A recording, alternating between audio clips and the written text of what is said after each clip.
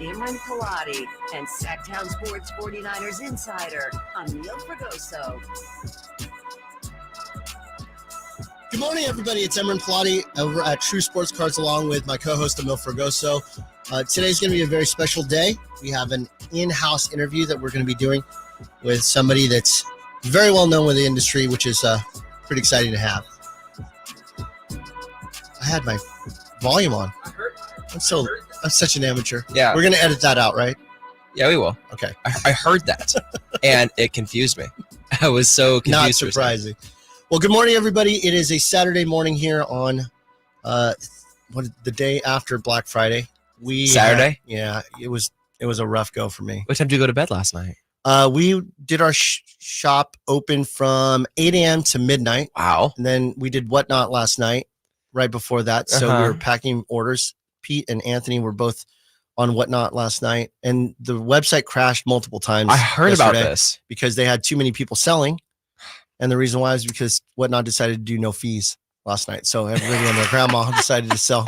And it crashed the website multiple times. So nice. Not only did it crash the website, it created multiple breaks in streams. So there was multiple shows. So then we had to ship, and then the shipping was confused. So I think I walked in the door of my house about 2:30 in the morning. Goodness. And here we are. So you look great.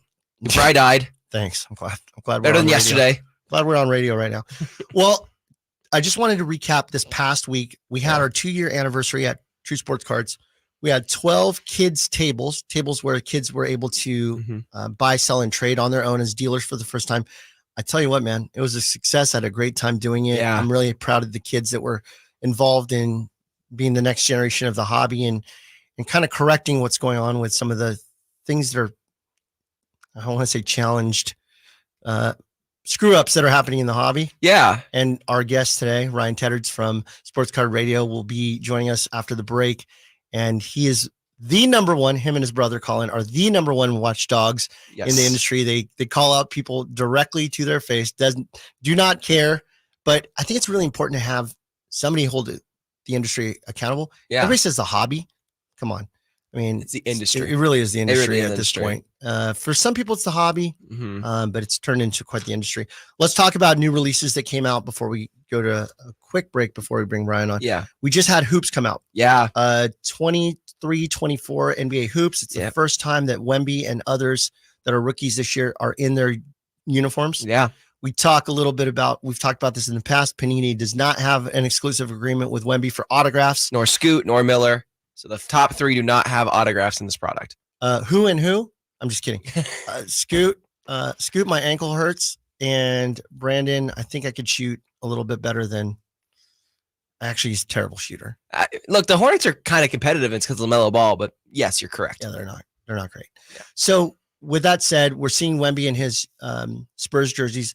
The stuff is going crazy as far as pricing. Oh, yeah. The 1 of 1 was pulled in, I want to say China. Yeah, the tribute 1 of 1. So there are 2 variations this year, the 1 of 1 Wemby. And there's not an autograph version because obviously the exclusive with Fanatics. So the base card 1 of 1 is Wemby's true 1 of 1, as you want to say. So there's a tribute version and a base version. I believe the base version is still out there. I was just going to say, I think it sold for, did they sell that one? The 1 of 1? It's listed. At what, like 125,000? Yeah, on I think it's Card Hobby. Yeah. Is that yen or dollars? I think it's dollars. Okay. I think the US version is in dollars. Okay. I don't know if it was yen. I'm not touching it though. Okay. Oh, yeah. Got it. So that stuff is out. We opened a box. We had a really good autograph come out of it. Yeah. Isaiah Wong. Yeah. Great player. I have no clue who that is. USC legend, I believe. Glad that we spent $200 something on that box. But you got a star in there though. I took the L for you, customers.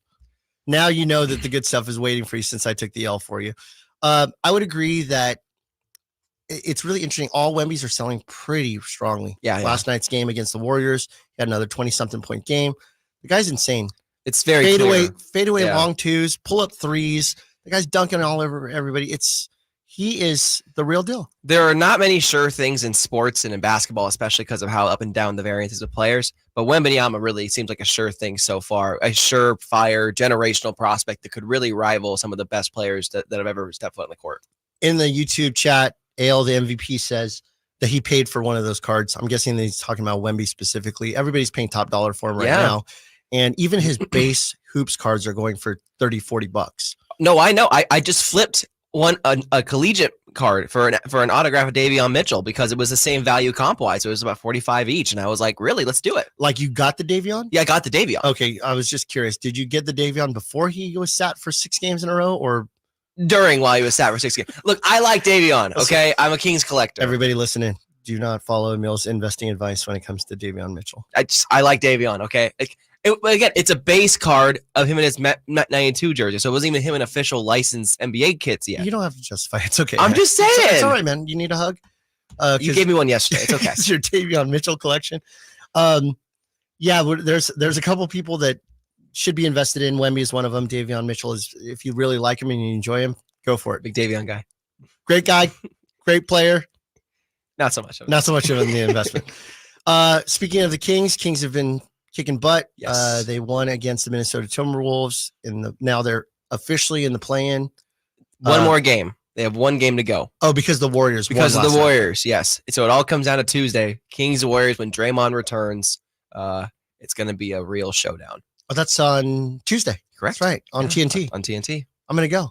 Oh, you are? Yeah. Please go. Because the last time I went, it was season opener, and they lost against the Warriors. So I got to go. See, again. I don't know if that's a good thing then, Emron. I don't know if you should go. Maybe I'll just stay home. Maybe that's a good idea. All right. So with that said, we've got quite the show in front of us. Let's take a quick break as we talk to Ryan Teddards from Sports Card Radio on the other side of this break. If that's okay with you, Emil. That's fine with me. You're do it. listening to True Sports Card Show here on Sacktown Sports. Emil Fergoso, Emron Pilati. We will be right back with our guest. The Sacramento Kings playing here. He's got the triple. Sacramento takes the lead. Outstanding ball movement by Sacramento. Every triple, every jam, every Kings win. Sabonis with the jam over the Joker. He's got the three-point shot. Get your Kings fix all season long. Right here on your home of the Sacramento Here's Kings. a steal by Fox. The breakaway. He's got the rip with the left hand. Sacktown Sports and SacktownSports.com. At Elk Grove Honda, we make sure every certified pre-owned Honda is one we'd buy from ourselves. At Elk Grove Honda, in addition to our lower prices, we include many benefits that a private seller just can't match. Our Honda-trained technicians only certify our Hondas if they pass a thorough 182-point inspection, and our certified pre-owned Hondas are under 5 years old, so you know you're getting the newest Hondas in prime condition. See our exceptional selection of lower-priced certified pre-owned Hondas in the Elk Grove Auto Mall or online at elkgrovehonda.com. I gotta get an Elk Grove Honda. Guys, did you know your testosterone affects everything in your system, including how you feel and perform every day? Right now, Revive Men's Health Sacramento will check your testosterone for free. Knowing your T levels is the first step in understanding if you have low T. Your testosterone level impacts your energy, libido, sleep, weight, hair loss, mood, and even ED. Maintaining an appropriate T level can change your whole life. Most men start to see changes in their hormone levels in their 30s. Experience and results matter. So what are you waiting for? Get your T levels checked today by local, experienced, and trusted men's health experts. They've helped thousands of men since 2011. They're so confident they can help you, they even guarantee it. Call Revive today and schedule your free testosterone test, free exam, and free consultation. Call Revive Men's Health at 916-277-8599. That's 916-277-8599. Or visit ReviveMen'sHealth.com. As we come together to celebrate the end of this long, long year, Stockton Honda has savings to bring us all cheer. Happy Honda Day savings and selection galore. Stockton Honda's online express purchase and great people give you more. Save on 400 new Hondas at Stockton Honda during Happy Honda Days. Shop in person or online with our express purchase option. Anytime, anywhere, it's all here. StocktonHonda.com. Look around. You can find cars like these on AutoTrader, like that car right in your tail. Or if you're tailgating right now, all those cars doubling as kitchens and living rooms are on AutoTrader too. Are you working out and listening to this ad at the same time? Well, multitasking pro, cars like the ones in the gym parking lot are for sale on AutoTrader. New cars, used cars, electric cars, maybe even flying cars. Okay, no flying cars, but as soon as they get invented, they'll be on AutoTrader. Just you wait. AutoTrader. Welcome back to the True Sports Card Show. Once again, Emron Pilati and Emil Fergoso. Welcome back to the True Sports Card Show here on Sacktown Sports 1140. We're here with our guest. He is the host and the well-known voice of Sports Card Radio. Please welcome to the show, Ryan Teddards. Hey, there he is, bro. Thank you guys for the warm welcome. This is freaking fantastic. Thanks for making the trip out. Definitely. Now, you and I have something in common. We're both born and raised in Stockton. That's right. Yeah, I love. Proud of that too. Well, we're both raised in Stockton. Born and raised. Let's just move on. No, just kidding. For you Stockton listeners, very proud of where I'm from. Very proud of 209. Very proud of what we've come from. And you went to Lincoln High School. I went to Stagg High School. We were rivals at one time when Stagg was really good at sports.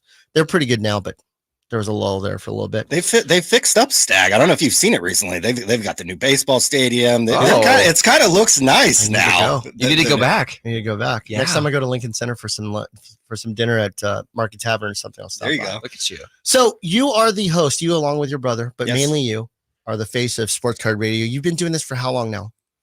We started the website in 2008. So, I mean, gosh, I'm really dating myself. This is going back 15 years almost when we started this website. My brother started a podcast and we started the website. And so it Your feels like a long podcast time before ago. podcasts were a thing? Exactly. I mean, 2008. I mean, people were, it was still the world of terrestrial radio. So my brother started a podcast, got it on whatever Apple or whatever the program that there was at that point. And then shortly after, he probably was 8 episodes deep. And then we started sportscardradio.com and started putting informational stuff on the website. And really that was almost our full-time job till about 2015 or so. So we really hit the website really hard. And my brother, I think, has 200 podcasts on that website. In the last couple of years, we've transitioned more to YouTube. A lot of people might know us with our YouTube channel, and that's kind of what we've kind of Some. to now. I mean, 27,000 is not some. That's a lot. Compare, for the sports card niche, actually 27,000 is actually a fairly good amount. I think when I look at other people in other spaces, that have millions of followers, it's certainly, not the size of that. But for the sports card world, certainly we do get a lot of attention and a lot of viewers. And so we're thankful for that. When we were young, I used to go to a baseball card shop called Butch and Zach's. It was there in Yes. Stockton, and you worked there. I worked there. I started working there. I was literally like in 6th grade. He wanted me to come in. This guy, Frank, just bought the shop from actually Butch, and Zach was a father-son kind of team. So this guy, Frank, bought the store. He didn't know that much about cards. And he had all these complete sets in the back that he kind of wanted to go through and kind of pick out what was good and what was not. Mm-hmm. And so I would go in the back and kind of sort through cards and find cards to sell for him. And Were you like hand collating sets? Basically, I was literally going through sets. 1 through 792 on every Tops. Yep. 1 through 660 on Fleers. Yep. I Literally remember. looking for the best cards, picking them out. And then I don't know what he would, put them in this is kind of before grading became popular, but he'd put them in the showcase for $5-10 and try to sell them. And I went up there, either me or my brother went up there almost every weekend until we were in college. Oh, wow. Like we worked at that card store for, almost about 10 years on the weekends, and we'd go up there about every weekend, and it graduated into where we were behind the counter, and we would, people would come in and we'd sell stuff to them. But for the first couple of years, I was a little kid just kind of sorting through cards in the back, and it was fun days back in Stockton growing up. So here we are. It's now 2023. And for, I would say, probably the last 3 years, your profile has increased quite a bit, mainly because you, and we talked about this pre-show about being the hobby watchdog. And by the way, everybody, if you're interested in asking questions, we'd love to hear from you. Call in at 916-339-1140, or you could text us, Emil, at what's the text line? I believe it is the same thing, or is 1140. Chris for lot? Chris will tell us. 916-339-1140. Yeah. Oh, so it's the same thing. Just Yeah. text it. Yeah, just text it. My goodness. I thought it was the same thing. Okay. Yeah, we'd love to hear from you or ask questions on the YouTube channel live. So Ryan, for the last 3 years or so, you have started being really the ones that have no issues calling out the bad actors in the business. Fill me in with where that kind of transitioned to where that was the focus now for Sports Card Radio. I don't even know if it's still a focus, but it happens to be what you're known for and what you've been calling the big names out for. Some of the little names, but some of the big names. When did that happen and why did that start? Yeah, certainly when we started the website in 2008 and my brother started the podcast, we weren't calling out, the big companies or the big players in the game or the consigners. That was not something we did. It was, how to collect cards or make a budget for collecting or here are the new sets that come out. Mm-hmm. And I would say for the first probably almost 5-10 years of the website, I mean, that's what Sports Card Radio essentially was. And I don't know the exact time that it flipped. I can think of a few things in my mind and a few conversations that I've had with either Topps employees or some people higher on the food chain that we essentially, like a wrestler, almost went heel, all of a sudden. And it's a good way of putting it. Great way. You were a babyface for a long time. Correct. And people cheered you. Correct. But then as soon as the heel persona came in, people really paid notice. It certainly ups the amount of viewers and the amount of clicks to your podcast when you're calling people out. There's no doubt about that. And I don't know if it's a product of us. We both grew up in Stockton, and the rough neighborhoods, maybe the fight back mentality. Exactly. Like, I'll deal with you. So I don't know if it's a function of that, but really, you're right. In the last few years, we certainly aren't afraid to get on a podcast or get on a YouTube channel and really call out anybody for any type of misgivings, any kind of scams. For whatever reason in this hobby, they're pretty prevalent. What was the first big one that you guys kind of uncovered recently? When I say recently, I mean in the last 3 years or so. Was it Platinum? Was it the Topps employee one? What was the scenario of one that you...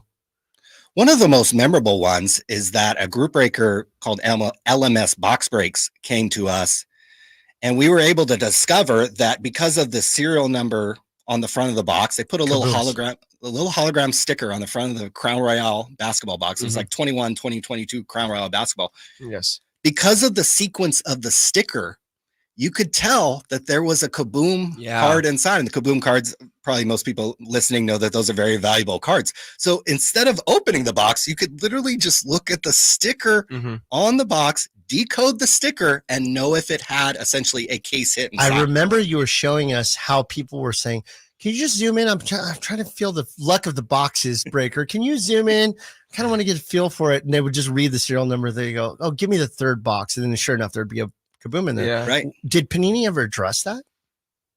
To my knowledge, Panini never addressed that. Now, maybe internally on future products, they made sure that this didn't happen. I'm sure that they've tried to get fired. It wasn't a big thing in last year's version, that's for sure. So it probably was something that they internally did. I know recently we talked about a group in China opened up a fake sealed flawless basketball, which you know better than I. That's got to be like $10,000-$15,000 for a case of flawless.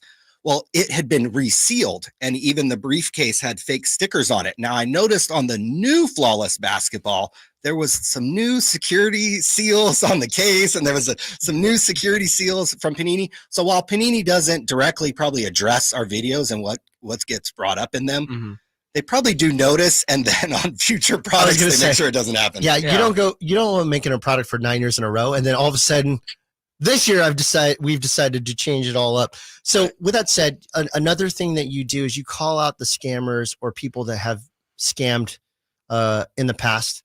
There was one that you guys are very good about calling out breakers in particular. Yeah. And I don't know what it is about breakers. Again, 99% of them I'd say are legitimate or trying to do the right thing. And then there's always that one. And it just blows my mind to ruin a reputation, to ruin your potential business earnings because you want to just get over on somebody real quick. Now, you've called people out. I don't think I've ever seen you call somebody out and have it be wrong. I think you're pretty good about saying, I hope that they correct this. I hope, like, you give them a chance to redeem themselves. But when they don't and they're caught, what ends up happening? Do you see them just disappear, or do they threaten your back, or how does that? We've gotten countless lawsuit threats over the years at Sports Card Radio. Certainly not something we're intimidated about. The cool things actually, and really the easy thing about calling out group breakers is it's all done on camera. So when I'm doing a video, I can display, hey, here's Platinum Card Breaks opening this product. And there was this Justin Fields redemption that was on camera, and then suddenly he pulls it off camera, and we can discuss, hey, why did that card come off camera? Why did that particular pack come off camera? And so when we're calling out specifically group breakers and those things that are happening on camera, it's really actually easy for us because the audience can see, what's happening. And the audience isn't stupid. Yeah, they see unnatural movements. The guy has been breaking for 4 hours and he does this weird switcheroo in the hands. It's sitting there going, you didn't do that in the other previous 4 hours that you've been breaking. Why'd you do it on this one? And well, you mentioned that 99% of group breakers are actually straight up and honest. So, you know what a proper group break is supposed to look like. Mm-hmm. And so it's very easy for us to play clips of, hey, here's this unnatural movement. Here is this card going off camera. Here's this pack going off camera. What's going on here? And I think it's very easy for the audience to kind of tune in and say, hey, maybe there's not a scam here, but there's something wrong here, or certainly what happened shouldn't have happened. The card shouldn't have gone off camera, or that those type of things. So with group breaking, it's actually very easy to call them out because we a lot of times have multiple camera angles that we can play the clip from. When it's a dispute between two people or between two dealers that didn't happen on camera, it's a lot harder actually to kind of talk about that. Use the word alleged and all this other stuff. Yeah, it's just not the thing. Yeah. All right. So you've called out some of the biggest names in the hobby, in particular Jeff Wilson. Yeah. Sports Card Radio. You're very good about that. Some of these larger companies, corporations, businesses, personalities, I know that they have such fans behind what they do that you get a lot of, hey, you guys are negative. You guys are, why do you do this? A lot of hate mail. Why can't you just cheerlead your way into success like everybody else? What prevents you from going down that route or still continuing to say, look, we're just trying to be straight down the middle. And because you have a bias person that's calling me out, you tend not to want to hear the truth of this. How do you guys handle that, you and your brother? A lot of it is just perspective. I mean, we started the website and the podcast in 2008. And like I said, it was very family friendly, very G-rated. We didn't call people out. And so for us, it's way more fun and interesting actually to cover the scams and cover kind of the scandals in the hobby than the G-rated family friendly stuff. Right. It's just kind of the function of kind of where we are. And I think other content creators and other people in the hobby, probably once they have the length of time that we do in the hobby, they might actually switch over to cover more scandalous stories or stories that people wouldn't touch. I think that's one of the kind of the hallmark of Sports Card Radios. We'll touch on things that a lot of people actually won't bring up. No, that's for sure. Well, what was the one that you and Colin were kind of like, maybe we do this, maybe we don't, but then you still move forward with it. Was there anything like that? I mean, honestly, we get dozens of emails every day that I don't talk about. I don't move forward on. Truly, they reach out to you. People definitely every day. Every day I get something about some kind of low-level scam, maybe on Facebook or social media, or just some people who maybe aren't really well known in the hobby. And I just kind of leave those alone, or maybe I try to facilitate maybe the two people talking or try to get some kind of resolution there. But it's not something that I'm going to make a video about or talk about on our live stream, just because at this point with the viewership that we have, I don't want to punch down to like smaller people or smaller shops or smaller breakers. It's more kind of when we do call people out, people who are well known in the industry, people who have more following than us even. But really, the function of us calling people out is probably just how long we've been doing it. And we started as a G-rated family-friendly podcast. Yeah. And I think, when you're 15 seasons deep into a show or anything, or, the 15th movie that gets made, you're probably going to try some different things. And that's probably kind of where we're at. Yeah. It could be, we could be coming back in a couple of years and maybe we've totally pivoted back to the G-rated version of Sports Card Radio. I have no idea. I don't think so. But right now, what we're doing, this is the most fun I've ever had, kind of covering the hobby for sure. Do you feel it to be the most authentic version of you and your brother? What you're doing right now? Totally. Okay. I mean, totally. Yeah. We grew up in Stockton, and so going back and forth with somebody arguing, I enjoy that. My 8th grade teacher, she'd always say I should have been a lawyer or something because I like to argue with her. So it's kind of embarrassing having to look back at that. Yeah. But it's probably just by human nature. We're willing to tackle subjects and willing to tackle topics that maybe other people aren't. So with the last few years, you've seen more, as you call people out, you're seeing more scams. What are you seeing more prevalent happening? Maybe you could go into specifics or you could go into generalities. I'm fine with either one, but like, what are you seeing more and more of? Is there a lot of like breaking issues? Do you see a lot more of just the actual Fanatics and Panini issues? What is it that you're seeing more of that you're covering more and more every day? The thing that I see the most of is, I mean, cards have become a lot more popular in the last couple of years. And so just little one-on-one deals that go bad. Somebody didn't pay for something, or they got a card that was damaged, or they didn't get everything that we received. That happens almost on a daily basis, Yep. especially on Facebook and social media, where I'm seeing that almost all the time. I could have a show every day where I just talk about these kind of low level scams that are happening on Facebook. I mean, I got a message the other day about somebody who steals pictures from popular sports card sellers, Burbank Sports Cards, and they use those pictures as their own, and then they quote sell those cards to somebody. Of course, they don't even own those cards, and a transaction takes place, and essentially a scam is happening. So we see that all the time. Like you said, though, with breakers, sports card group breakers, 99% of them are actually solid people and actually do a pretty good job. So it's actually pretty rare that we call out a group breaker because, one, they're on camera and they know that if a pack comes off camera, we call it a dip a pack. If you dip a pack off camera, I mean, you're probably going to end up on an episode of Sports Card Radio and a few other people's YouTube channels. Yeah, it's not. Yeah, I would tell you that it's never an issue if you dip a pack off camera and then you open a pack and then you pull a gold kaboom out of it. Yeah, that never happens though. No, right? So it's always when it's like, oh, I have a dead pack. It's a Brandon Cooks the 99 scenario. Sure. So I think about this and I just feel like people have to understand that breaking is not only here to stay, but it's how all the singles come out in the first place. And if you think about it recently, probably in the last 60 days, you're seeing breakers have a harder time filling their breaks. And you can also see that there's less cards on the market. There's two reasons for that. Number one, less breaking that's happening. So less products being open. Number two, these repackers are coming in and they're buying everything all the time. If you think about some of these repackers, some of these big breaking companies that want to repack or other breakers that want to create their own repacks, they're paying really, really strong to be able to put their stuff in the product. Sure. And when you're having somebody pay 95% of comp value, how do you think they're making money? Sure. Right? Somebody's got to lose in the gambling game. With that said, we talk a little bit about your calling out of mistakes made by the companies. I know Panini's been called out for many mistakes, and who knows where they're at with their lawsuits and what they're trying to do. I think they're down to very few employees. They have a lot of people that went over to Fanatics. What are your thoughts on the whole Fanatics and Panini thing? Where are we at with all of this? What are you seeing? What do you feel is going to happen? I mean, I heard about a year and a half ago that there was a transaction almost between Fanatics and Panini, that Fanatics was going to acquire Panini or at least acquire the licenses. Obviously, that never came to fruition. And then they hit head on and now there's all these legal battles. I think there's 3 or 4 lawsuits between the two companies. It's obviously, in my opinion, hurting the hobby. Big time. Big time hurting the hobby. I would like to see a resolution there to where Panini steps aside. I mean, it's going to happen inevitably anyways, either in a year or two. The licenses are going to transfer over to Fanatics one way or the other.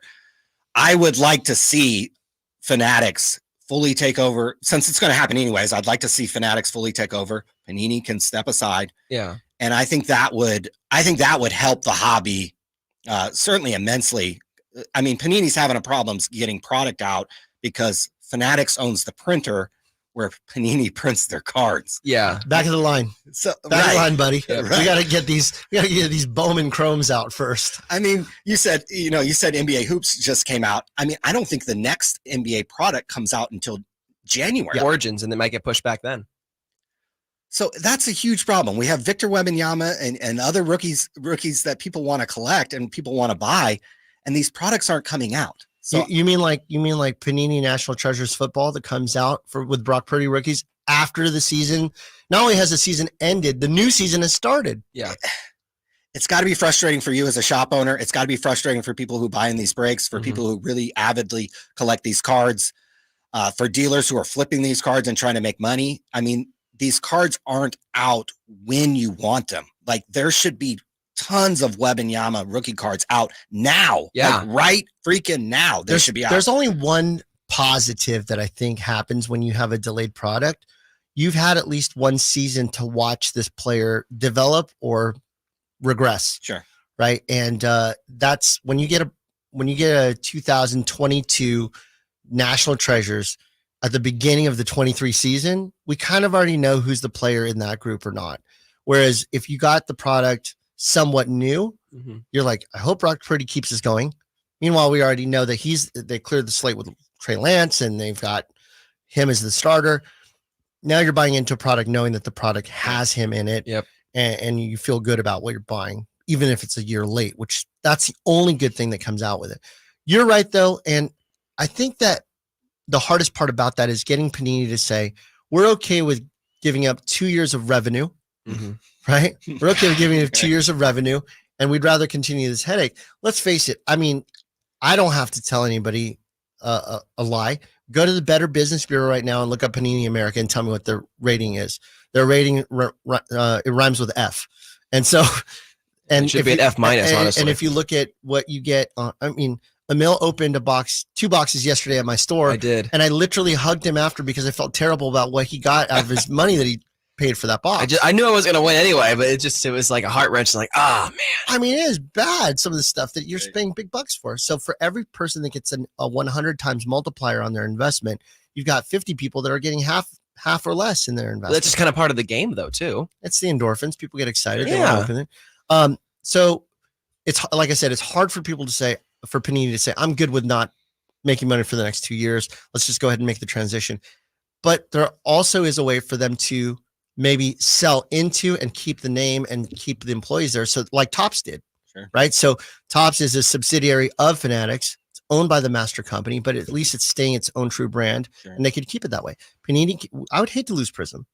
I would hate to lose, some of these brands that they've been creating for these years. I hate to see that because they're going to go away. But then I'm excited about some of the stuff that's going to come back. Topps Chrome basketball. Yeah. I can't wait. Yeah. So you're right as far as that's concerned. It's going to happen. So why not happen sooner than later? Just a peaceful transfer of powers we're asking for, just some just calm level-headedness, honestly. And that might have just happened with the WWE. I know that there was a lawsuit between Panini and the WWE that looks like it just got sorted out. And the rumblings I've been hearing is that Panini's going to step aside and let Fanatics take over the WWE license. So I'd love to see them follow that same path with NBA and NFL. I doubt it's going to happen. Like you said, there's hundreds of millions of dollars in revenue, even for a year or two. But at least with the WWE, we may be seeing something kind of shake out and a resolution between Fanatics, Panini, and the leagues kind of shake out in that respect. Yeah. And with that said, it's like Panini America is different than Panini of the world. Panini of the world has a ton of assets still. They still have soccer. They still have a lot of their global market to keep. So if they sold Panini America, that's just totally a small subset of what they own in general. Yeah. All right. There was a question that was in the YouTube chat. It says, hey, great show. Been wanting to get into collecting cards again. Not sure what type of card should I start with. It says Maple Noob. That's the name of the person, Maple Noob. I'll start with what I think. And then Ryan, you can add in what your thoughts are. Yeah. Stay away. Unless you're just straight collecting and you like the shiny cards with players that you like on them, stay away from retail product. Yes. Stop buying stuff in the Target line or the Walmart line if you're trying to collect something with value. Correct. Okay? Because you're going to have to go to hobby, or better yet, just buy the card directly the way that you want the card, the person that you want, the player that you want, the card that you want, the autograph that you want. Go to your local card shop. Hopefully it's us. Touch, feel, smell the card. Know that what you have in your pocket. I couldn't tell you how many times every day, just like you do with your Watchdog emails, I get the phone call. Hey, I'd like to come and sell my cards, and they run in here with 8,000 cards that they got from a retail product from Target or Walmart. Yep. And I'm like, but it's Joe Montana. Yeah, I know, but it's like 25 cents. Well, will you give me 25 cents for it? No, that's not how it works. Ryan, what's your thoughts? Where do they need to start? Where does Maple Noob need to start? I'm with you there. I would, and I've probably evolved with this. I would buy the best card or product that you can afford. Yeah. So if you like Joe Montana, go buy the nicest rookie card or nicest autograph card that you can find of Joe Montana. Yeah. Don't mess with the $10 cards, the $25 cards. Buy the, whatever your budget is. And figure that out, but then go buy the nicest version of that card, of that player, of that set that you can find. And always have a budget. Exactly, because it's easy in the sports card world. We know this. You can super. I think I did last night when I was buying some stuff. You can really go over your budget fairly easily. So set a budget, whether it's 100, 1,000, 10,000, whatever it is, and go buy the nicest thing that you can of that player, of that product, of that team, of whatever you like. Mm-hmm. Go buy the nicest thing that you can. And then you can, as you get older, hopefully you maybe make more money. You can keep leveling up. You know, instead of a PSA 6 Montana rookie, now you have an 8 or maybe a 9. I think those are worth thousands of dollars. So of a Montana? Of a Montana We rookie. have a Montana 9 in our PSA 9 in our case. We have it for $2,000. Okay. Yeah. But that card regularly ungraded goes for about $80 to $100. Sure. So people are like, wow, it's a 20 times multiplier. Yeah. Oh, how come? Well, because there's like 170 None of of them. these, yeah. Right. Yeah. So there's not that many of them. So I'm with Ryan. Spend as best as you can. You have a question in the chat. I do. Yeah, I'm looking at it Do right now. you? From Tin. I love Tin. Tin's one of our guys on the Fraternity of the Empire podcast that we do for the Niners. Where there are rookie cards, are there such thing as Hall of Fame cards? Are there of more value in the NFL, NBA in general? No. More rookie cards are more the value. If you're looking for the more of the rare cards of the rookie cards, there's regular cards after the rookie card, but rookie cards are what people mostly collect. Whereas second year, third year, fourth year, they're just kind of considered, base cards, a regular. They're no longer special because they're not a rookie card. I've done autograph signings now for coming up on 7 years. Mm-hmm. So I mainly work with Hall of Famers. I don't really work with humble brag. Listen, when you do what I do, when you are who I am, that they call me Hemrin. Who do you think you are? I am Hemrin. I am so stupid. Okay, so point of what I'm getting at is when I do autograph signings, particularly with Hall of Famers, the amount of rookie cards that are sent in to get signed has increased exponentially over the past few years. Yes. Before we would get have him sign this ball, have him sign this shirt, have him sign this jersey, have him sign. I said shirt. Nobody sends shirts, and I don't even know why I said that. We'll edit that out. And I would say that the rookie card craze of getting the autograph signed on rookie cards, which was at one time a no-no, has now turned into big business. Here's the weird thing about it. I talked about this on a previous show, that the East Coast shows really love their autograph memorabilia and stuff and rookie cards, etc. Here on the West Coast, they're always looking for the shiniest thing, the neatest thing, the chromiest thing. Yeah, it makes sense. The PSA 10 thing. It's just, we like shiny things. We like little trinkets and stuff. We're not about the heritage. That's not what we're doing out here. Yeah. All right. So, Ryan, let's get back to a few things here that you guys have been doing lately. You have your normal stream. You have a video, then you have your normal streams.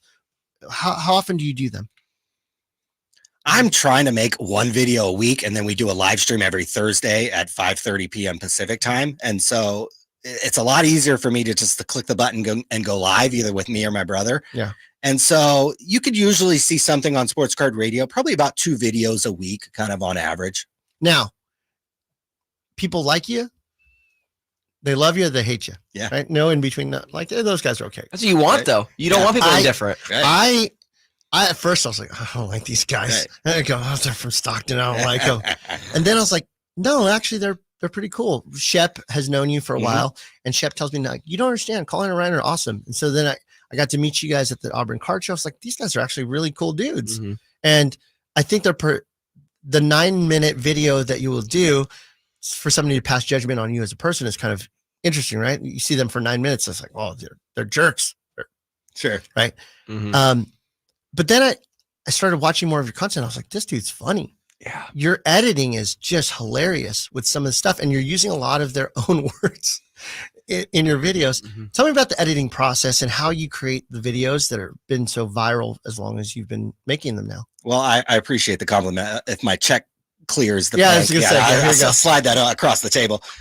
The editing for me, editing videos is actually the most fun. I don't have any experience doing it. I didn't go to college for that. I grew up without a cell phone. So, editing a 10-minute video was something that was foreign to me a couple years ago. But then once I sat down and did it, I realized that me talking for 10 minutes, and probably people realize that, is actually kind of boring. Like, I'll listen to myself and be like, God, that's really boring. And so I realized that I had to cut in all these kind of essentially famous sports card influencer. I'll put Jeff Wilson in there. I'll put Ken Golden. I'll put Mojo Sports Autographs, who's up here in Sacramento.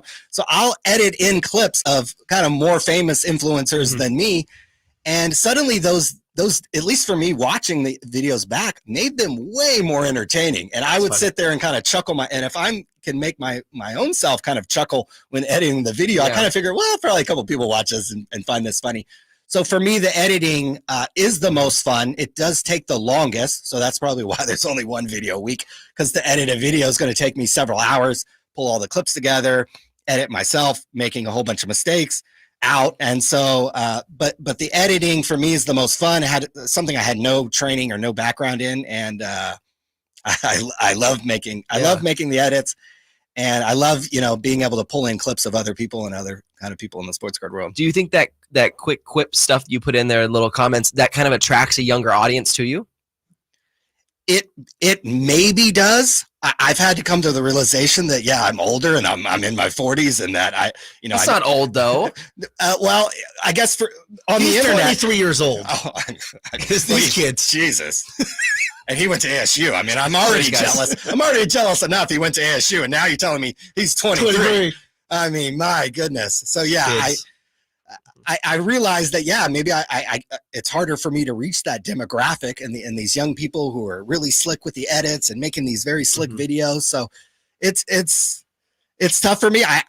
If people like it and enjoy the videos, the more the merrier that watches them. That's for sure. I know that our demographic that does watch our videos is probably more in the 35 to 45 range. It's because we care about that part of the industry. Sure. Like, I want to know if somebody's going to screw me over if I'm going to do something. Kids are like, wee!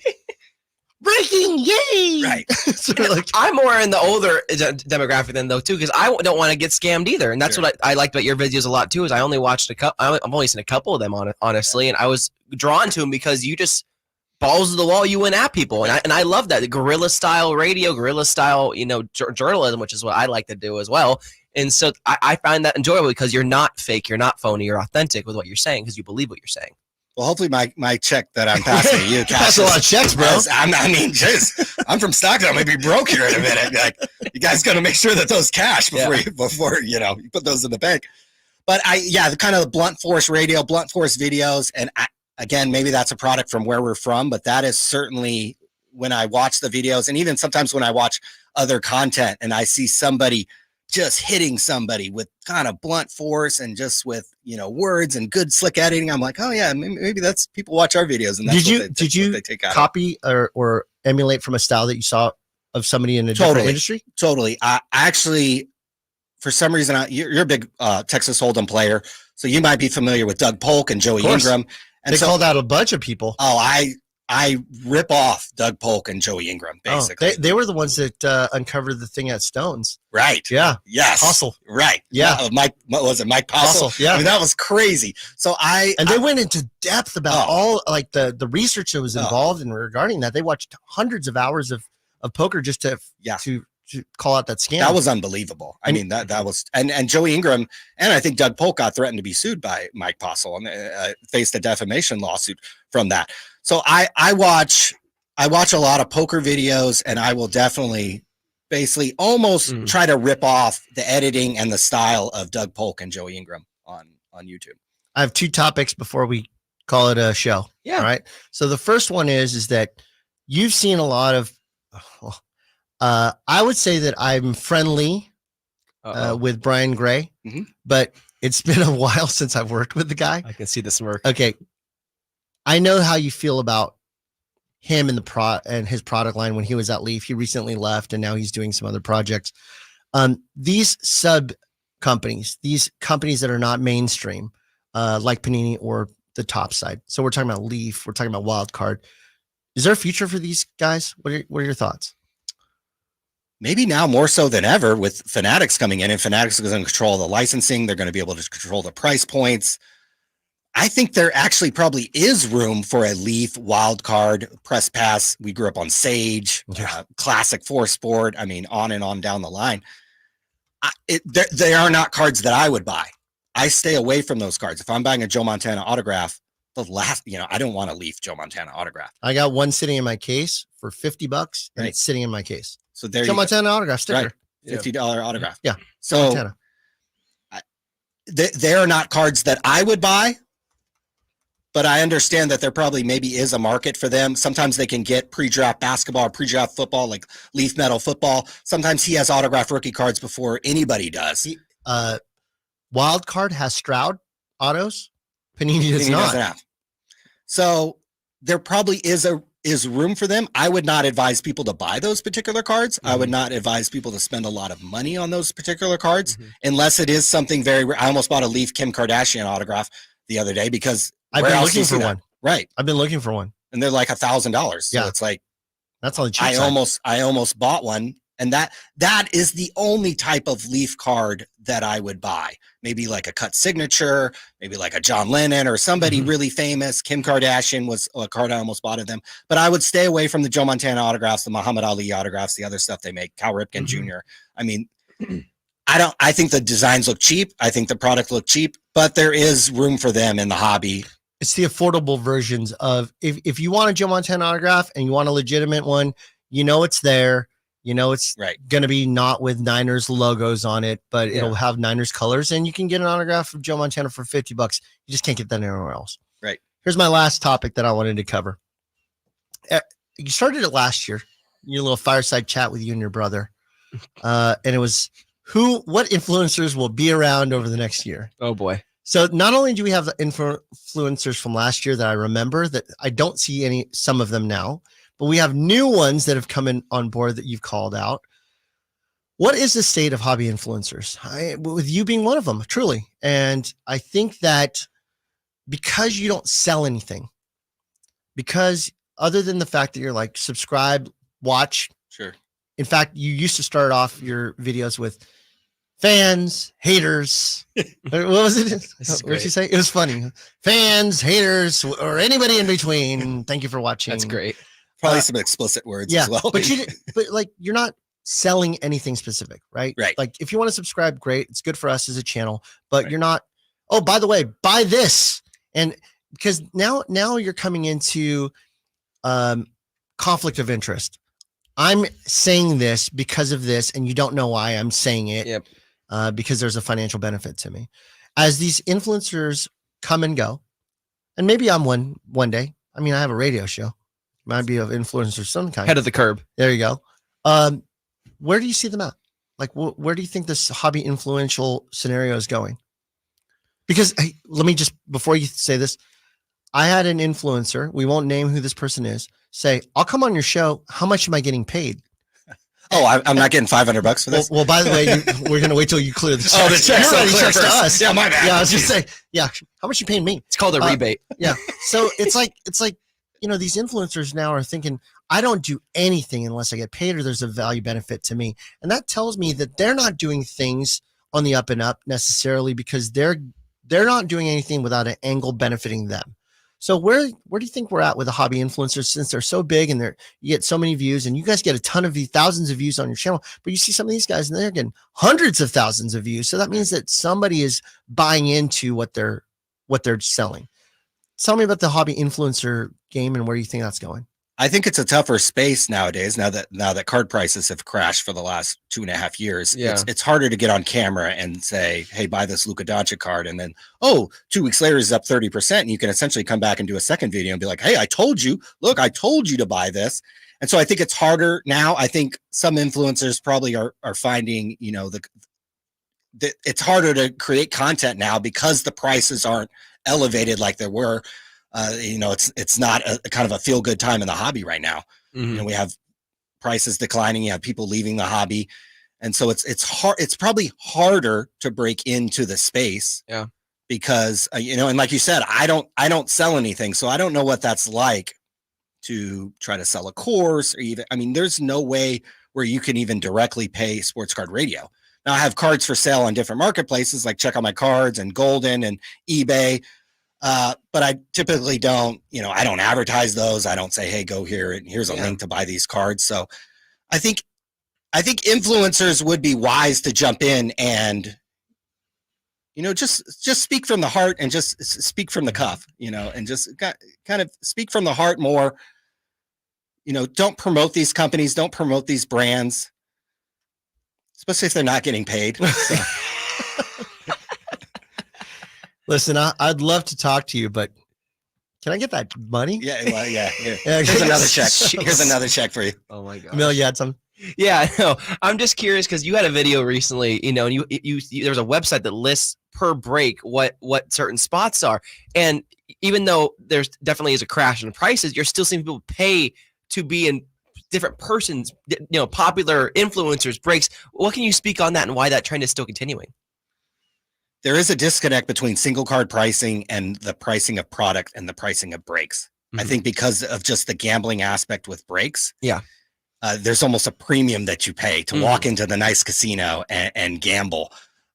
We have not seen the decline in pricing of breaks and or products quite yet. I think that could be the next shoe to drop. I know I bought a case of blasters last night for like $15 each, and I was surprised I won them because I was like, they should have been $20 or $25 each, right? And so I think it's possible in the next 6 months to a year that we could see a decline in pricing of the breaks and the products themselves. And that'll open up a whole new, whole new can of worms. But for right now, yes, there is a little bit of a sticker shock when you go, try to buy into a break or you try to buy into a new product, because these companies, these manufacturers, it's not the hobby shop who wants to charge these prices. To buy product from Fanatics or a wholesale distributor, it's very, very expensive compared to what it was even 4 or 5 years ago. I mean, I used to be able to buy wholesale and saw what, a box of Topps Chrome football used to be $56 wholesale. Box of Bowman Chrome baseball, $56 wholesale. I think I just saw that Bowman Chrome draft was $300 a box.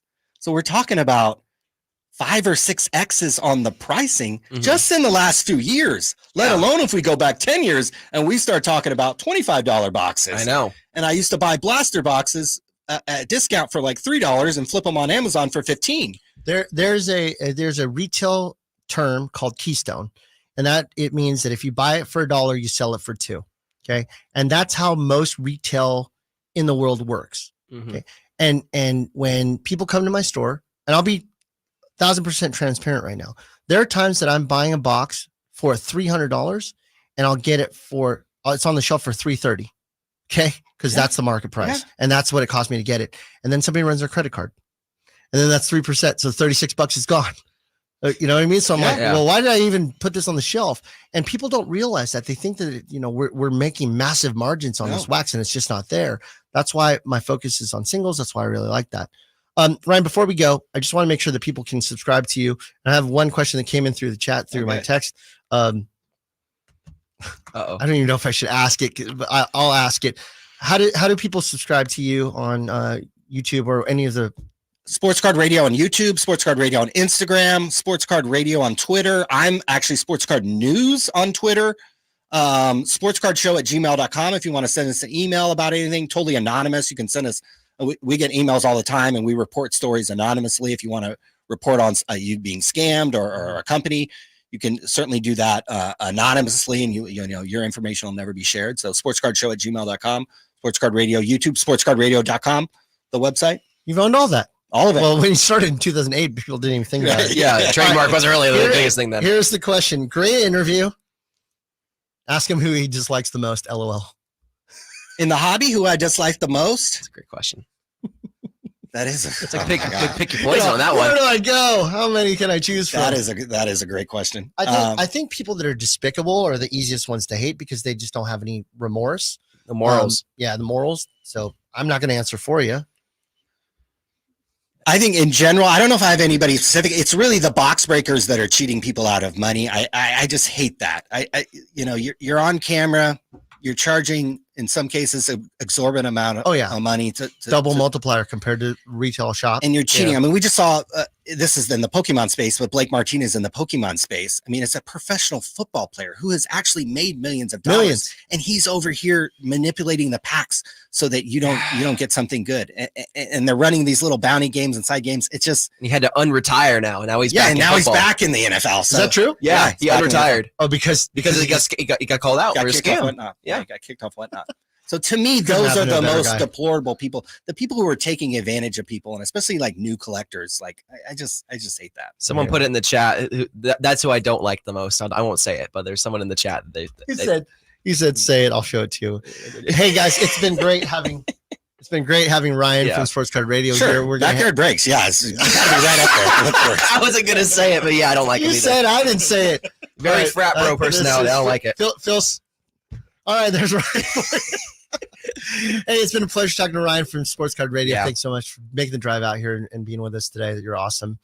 Thanks, guys. We're gonna head to break. We're gonna cash his checks that he wrote to us. Thank you for listening. We'll head to break here on the True Sports Card Show here on Sacktown Sports 1140. Local bragging rights are on the line this Sunday for the Causeway Classic of Basketball. Lost the handle, picked up by Milling, up ahead to Jonathan, ahead of everybody, and then we are tied. UC Davis hosts Sacramento State in the Causeway of Hoops. Lee down to Johnson with 3 seconds. Johnson takes it straight to the rim. Layup, got it with 0.8 seconds to go. And the Aggies have done it. Play-by-play begins Sunday at 5 on Sacktown Sports and SacktownSports.com. The holiday season is right around the corner, so give the gift that's hard to wrap but easy to give. Give them a Steel. With powerful trimmers, blowers, and chainsaws to place under the tree, the Steel Holiday Gift Guide has something for everyone. Save $40 on the HSA 45 battery-powered hedge trimmer. Visit your local Steel dealer or go to steelusa.com/gift guide. Real Steel. Find yours. Now $99.99 was $139.99 MSRP. Offer valid for a limited time only at participating dealers while supplies last. For over a decade, SimpliSafe has revolutionized home security, and our latest advancement is here, 24/7 LiveGuard protection, only from SimpliSafe. Now, monitoring agents can see and speak to intruders through our new indoor camera to help stop crime in real time and for fast police response. Get 20% off any new system with Fast Protect monitoring at simplisafe.com/radio. Advanced home security, 24/7 professional monitoring for less than $1 a day. There's no safe like SimpliSafe. Welcome back to the True Sports Card Show. Once again, Emran Palati and Emil Fragoso. That's right, the True Sports Card Show. Emil Fragoso, Emran Palati. Just had a great interview with Ryan from Sports Card Radio. We appreciate him for coming in, and always great to see a fellow Sun Devil ASU fan in the station. There's very few of us, so anyway, Emran. There you go. I'm new to this. Yeah, red flag. Yeah. Congratulations to find a brother from the ASU area. Mm-hmm. That's great. You doing it. All right. What's up? With that said, we've got next week's show scheduled next Saturday. We're going to be having James Spence, the owner of JSA, James Spence Authentication. He'll be joining us to talk about authentication, the world of fake autographs, real autographs, and how to determine to make sure that things are done the right way. Yep. And so we're going to be having an authentication event at our store. Mid-December, we'll be giving that out.